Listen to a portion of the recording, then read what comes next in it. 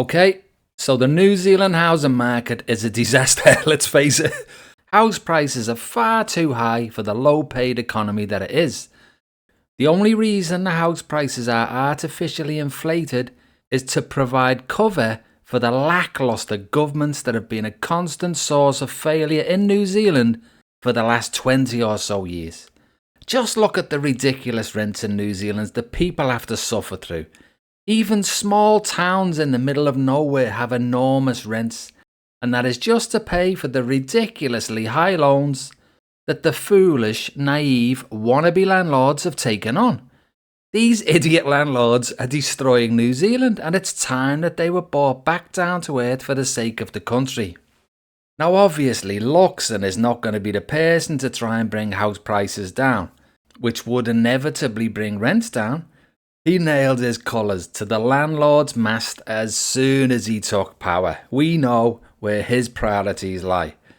Nicola Willis also doesn't want house prices to come down, which is why she is desperate to see more interest rate cuts next week. Now the funny thing is that Christine Hawkesby is still the temporary governor, and Willis didn't give him the big job, did she? Wouldn't it be funny if he did the right thing for once and didn't drop rates just for his boss this time? After years of disappointment from the RBNZ, I won't be holding my breath. Obviously doing the right thing for all of New Zealand and not just the elite few doesn't come easy to them. So the New Zealand housing market is in a lull at the minute. It's not rising much and it's not dropping much, it's just staying stable. And it hasn't moved much for months now. Interest rates have come down substantially now, but even that has not moved the needle, surprising the RBNZ and the government. They thought the house prices would be well on the rise by now. But the problem for the government is that the country has so many other issues. And every housing market has a big Achilles heel, or in fact it has a few Achilles heels. Sometimes they're referred to as the 3Ds, that's death, divorce and debt. These three factors can seriously affect local housing markets as well as relocation also. Now as we all know, death can happen at any time unfortunately, but it can be catastrophic if a breadwinner in the family dies. Now this can often create a situation where the house just has to be sold because mortgage repayments cannot be met anymore. And desperation to sell normally means that people will sell for less, which can and does often drag down local house prices. Death can also create a situation where the owners have died and the people who inherit the property just want the property sold because they want access to the cash, which is more important to them. Now these type of sales can seriously affect local house prices because people who inherit the property are very often willing to take less money than anyone else would. Now divorce can also drag house prices down because couples just want to sell up and get on with their lives. These sales are often rushed and lower prices are very often accepted. Then you have the debt Achilles heel, which is a big problem currently in New Zealand, although if you looked at the RBNZ data, you would think that things are improving. In August 2025, non-performing housing loans or bad loans appear to be coming down. It's only at a mere $2.314 billion right now, which is down from the $2.457 billion in June. Perhaps the rapidly over-egged interest rate drops that the RBNZ has already done have saved the New Zealand housing market. Now it seems incredible if that's the case, when you see all the other recent job losses that have been ripping through New Zealand lately. So many areas are struggling. The latest Stats New Zealand data shows that from August 2024 to August 2025, there were 10,213 less construction jobs. There were 5,116 less professional, scientific and technical services jobs. There were 4,829 more healthcare and social assistance jobs. There were 3,836 less accommodation and food services jobs, and there were 3,652 more education and training jobs. Now the healthcare and social assistance and education and training jobs are very often government created and taxpayer funded jobs.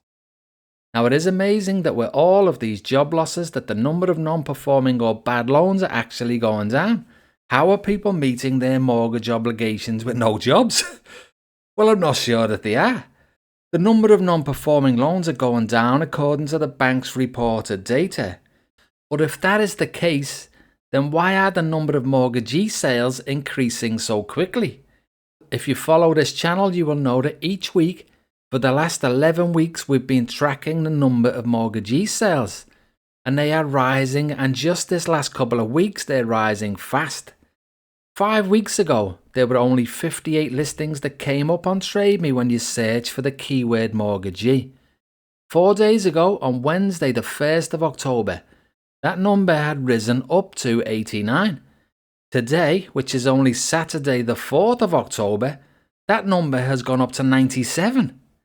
11 were actually listed in one day this Thursday just gone. Now that is actually unheard of in the last few years that I've been following this data, for 11 to go on one day. So why are the number of mortgagee sales going up if the number of non-performing loans are going down? Something is not adding up, is it? And to give you an example of what an absolute disaster the New Zealand housing market has become, just look at one of those properties that were listed as mortgagee sale on Thursday. Now this property is in Te Kauwhata in the Waikato. It is a 2-bedroom house to be sold by auction on the 29th of October. The title just says mortgagee sale in capital letters. The description says set on a corner site of 275 metres squared with a 69 metres squared floor area. This modern 2-bedroom home offers the perfect low maintenance investment in the sought after lakeside development of Te Kauwhata. So as you can see, it's not a big house and it's not on a lot of land, is it? Yet someone paid $510,000 in 2021 for it. And that was during peak COVID, remember? So you can just imagine what it's really worth. But then these latest owners paid $650,000, netting the previous owners $140,000 profits in just 10 months. So obviously, these owners paid too much. And I've said it so many times before, but this is what happens when you have an RBNZ that is completely out of its depth and completely out of control. How these people are allowed to swan off and retire in luxury, leaving a trail of absolute destruction behind them, is beyond me.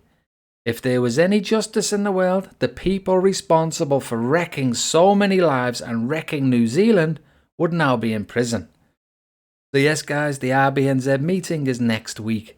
Inflation is still ticking up, so interest rates should not be cut if the RBNZ is doing its one job, which is to keep the inflation rate between 1 and 3% with the target to 2%. So if the RBNZ comes out and cuts rates next week, when the CPI or inflation rate is 2.7%, then they will prove to us all once again that house prices are their real priority. So yes guys, this channel will be keeping a very close eye on the mortgagee market, so if you want to be kept informed, be sure to like and subscribe. Thanks for watching, and I'll hopefully see you all next time. Cheers for that.